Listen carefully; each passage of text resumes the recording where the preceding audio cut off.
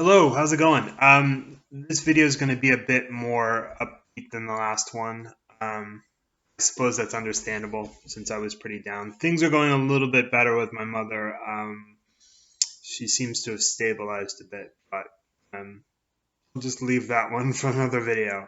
So, when I was down in Virginia, my dad sent back with me a bunch of plates that had been sitting in the attic, and there's something about mugs, the saucer, like a cup and a saucer. I know it sounds so simple and so silly, but it just feels super classy. I don't know why, rather than just drinking out of a mug. I know this is a mug, but it's like, oh, it's matching. It's like, it's on purpose, you know? So anyway, one of the things I've always meant to put in this video is I would recommend you watch this with the video sped up. I do this all the time. I'm a very slow talker. We call it deliberate.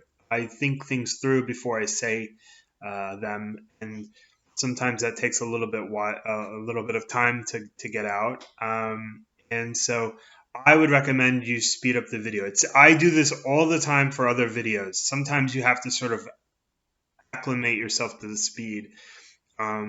So once you get used to speed of someone, some people talk really quickly. Some people, like me, they talk really slowly.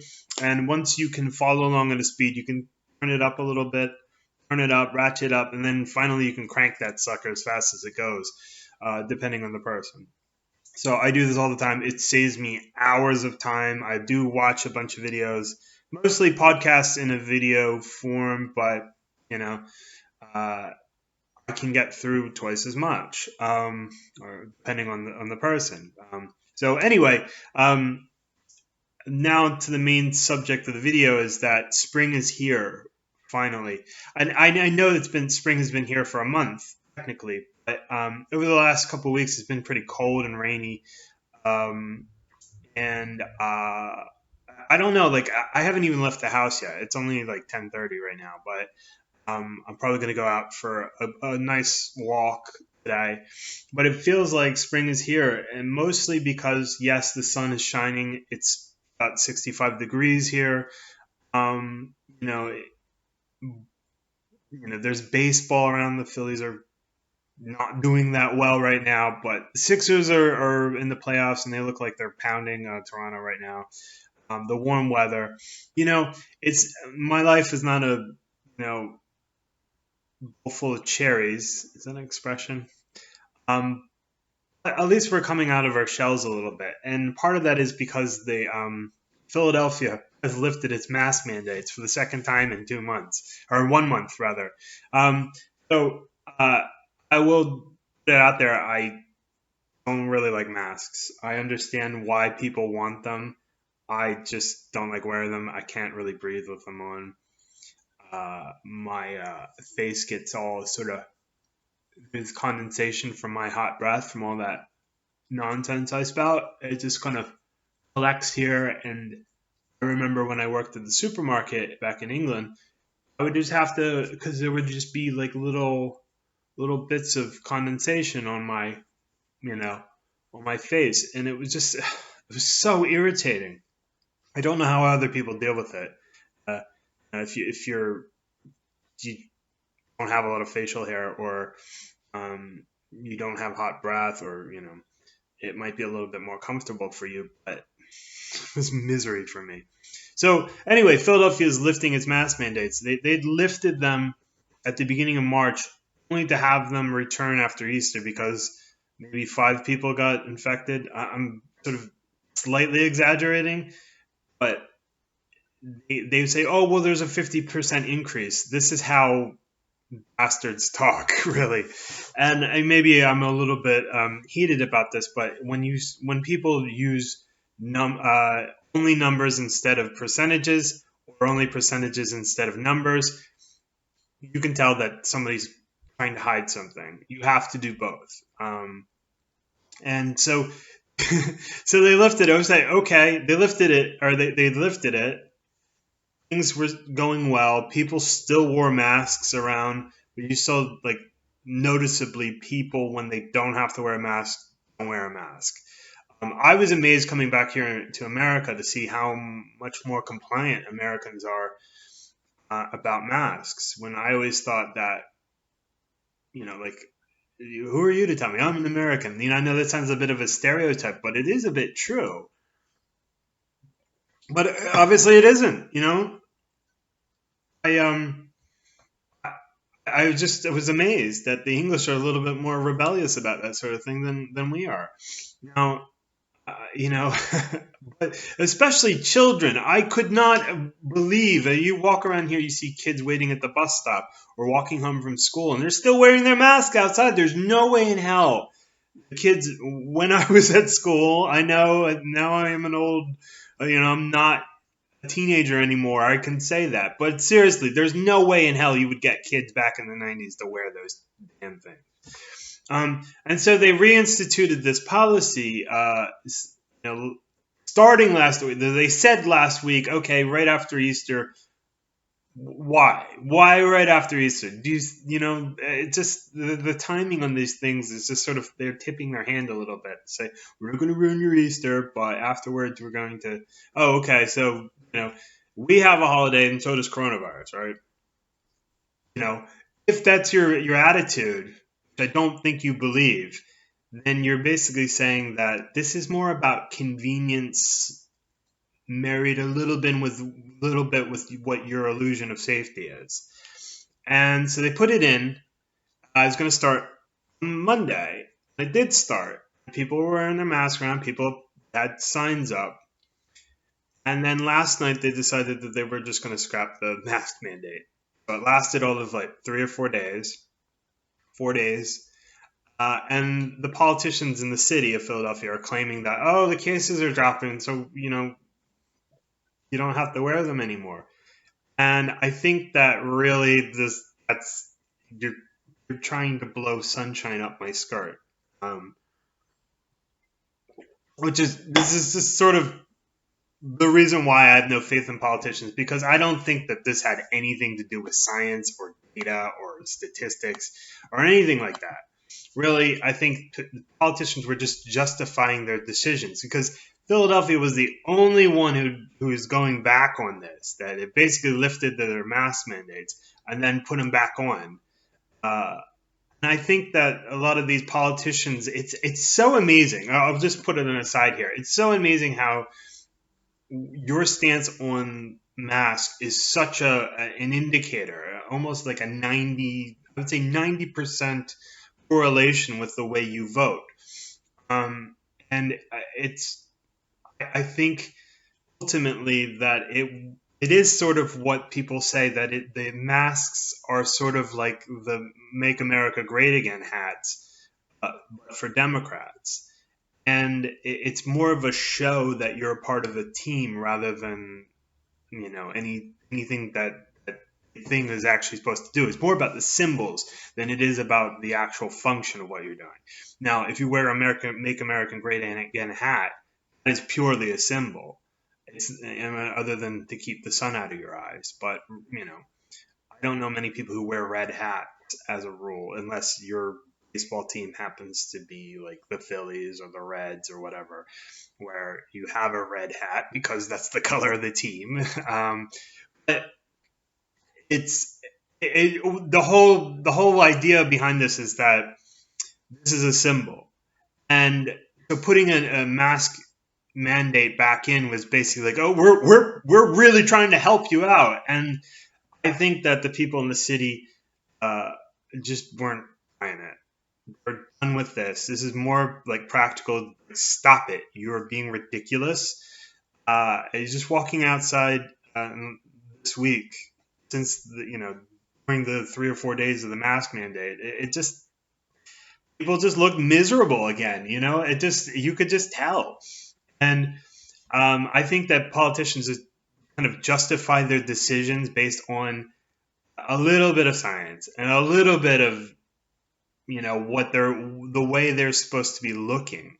So it's really about the people, and the people just decided that they've had enough of this. And this might have been coupled with the fact that apparently some judge had shot down the mask mandate for traveling, like, if you go on the subway or if you go on a plane or a bus. I think that's not going to be over, or like that fight is not over yet, but it's the sign is coming that it's time to move on, and we just can't mask forever, and despite what some people want. So um, I think this is a sign, like I say, that spring is coming. That for me, at least, there's a bit of optimism that I don't, the government has just sort of decided that it's just gonna like just say screw it.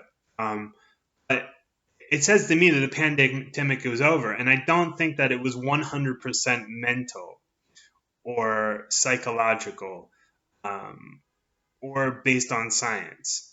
So in the sense of like, it wasn't necessarily like I feel safe. There was a bit behind it, but what you have to ask. I'm not going to get into the weeds with this, but there's so many questions come up about these masks and mask policies that a lot of you just realize that a lot of the decisions were sort of made in the name of science, but they weren't really made because of the science. Um, People will claim that. I don't buy it.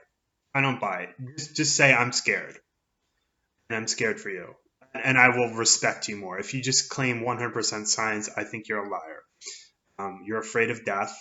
I'm afraid of death too, but I don't want to. My attitude is I don't want to stop living because I'm afraid of death.